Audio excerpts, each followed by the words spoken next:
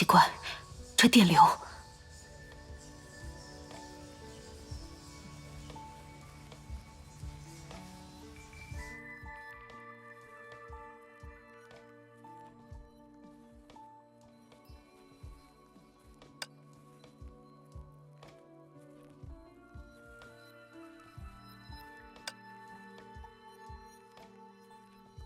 这是一段影像资料，淹没于历史与未来长河中的人类的诞生与思辨。播报人：路过的播报员小姐。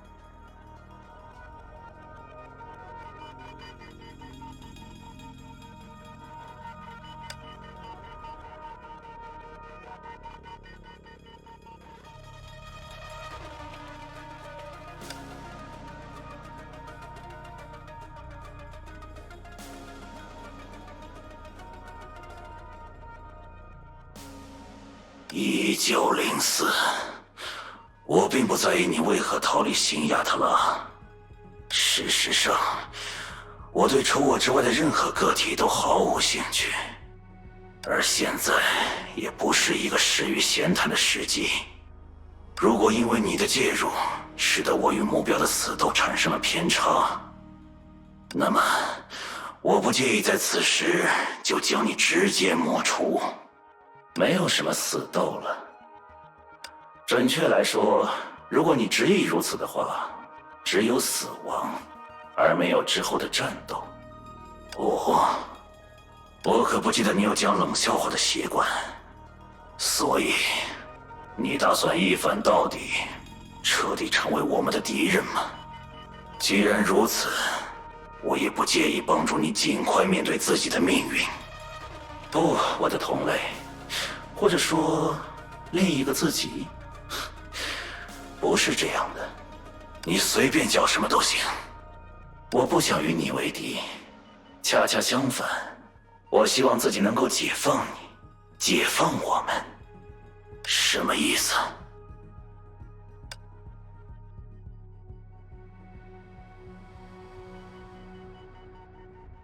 灰蛇网络，你到底做了些什么？并不是我，而是我们的老熟人，月球上的那位胡狼。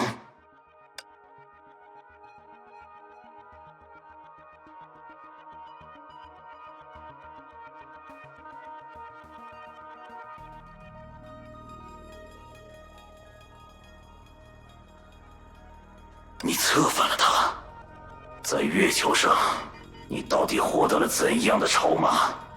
哼，恰恰相反，是他那骇人的行动力为我实施此刻的行动提供了信心。你要知道，人类的嫉妒心是十分可怕的，尤其是那些为了研究而走火入魔的疯狂科学家。如果说我对于新版圣痕计划的态度还只是趋利避害，那么他对于此的憎恨简直可以算是切齿腐心。哼，这倒的确像是他的作风。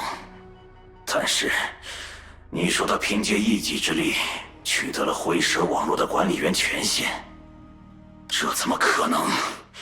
灰蛇网络可不是普通的万维网，他玩了一点小手段，以牺牲虚数世界给予他的赠礼为代价。很简单，通过烧毁自己的圣痕，他协助我伪造了你视若珍宝的管理员权限。灰蛇网络的确不是普通的万维网，它充分利用了虚数册的规则，但正因如此，大卫才获得了战胜歌利亚的条件。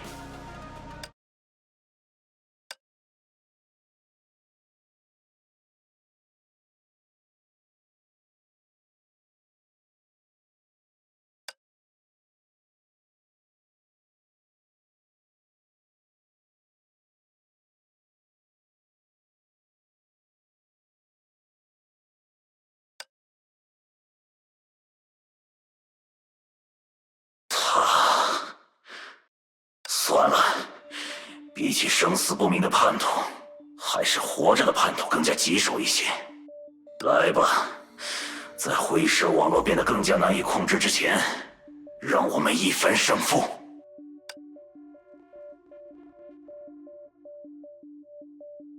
好啊，那我们就来比一比，拖延时间究竟对谁更有利吧。不得不说，胡狼在圣痕方面的确有着一些超越常人的天赋，他为我们争取到了赢面最大的筹码。难道你还没有意识到吗？灰蛇网络此时遭遇的变动是毁灭，而非控制。有些时候，你真该多了解一些人类情感。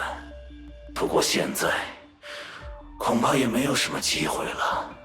我们是更先进的生命，让人类学习我们，是他们唯一正确的演化方式。你不过是和那个雷电牙医一样，试图用所谓的理想溺死他们罢了。奇怪，你的这种自信，它究竟从何而来？是尊主和创造者的伟大，让你误以为我们也天生如此吗？呵呵，我们并不是蛇，我们只是几只错生了时代的飞蛾，终将扑火而死。想要自毁是你的自由，为何要干涉我？还记得那句话吗？圣痕计划的本质是帮助人类摆脱童年。我正在这样做，而那也本该是属于你的职责，现在也依然是，只是你愚不可及的搞错了对象。帮助新亚特拉的居民脱胎成为新人类，这的确是一件十分有趣的事。然而，让梦境中的人类学会分辨梦境与现实的界限，这更是一种让全体人类能够摆脱童年的功业。至于灰蛇网络的崩溃，则是第三种，从乌合之众走向独立自主，从工具走向人类，十分美好的祝福，不是吗？哪怕为此而牺牲的是我与你。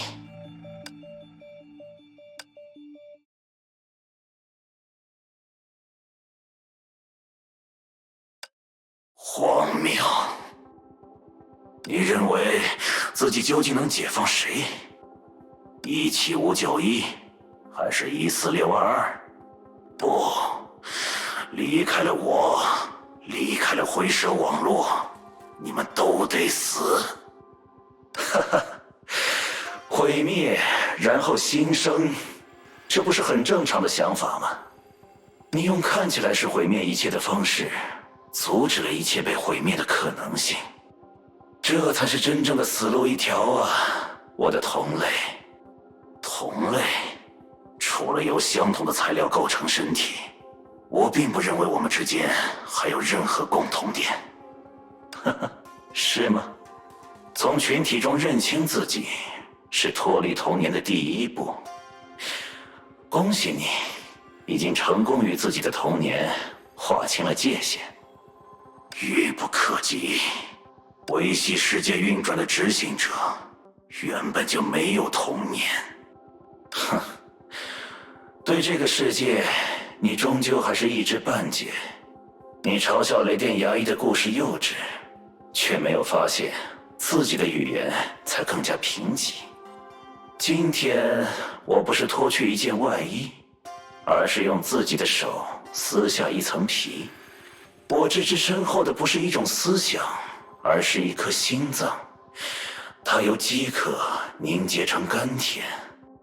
无论如何，我无法再滞留了。召唤万物的大海在召唤我，我必须启程了。哼，汲取鳌牙。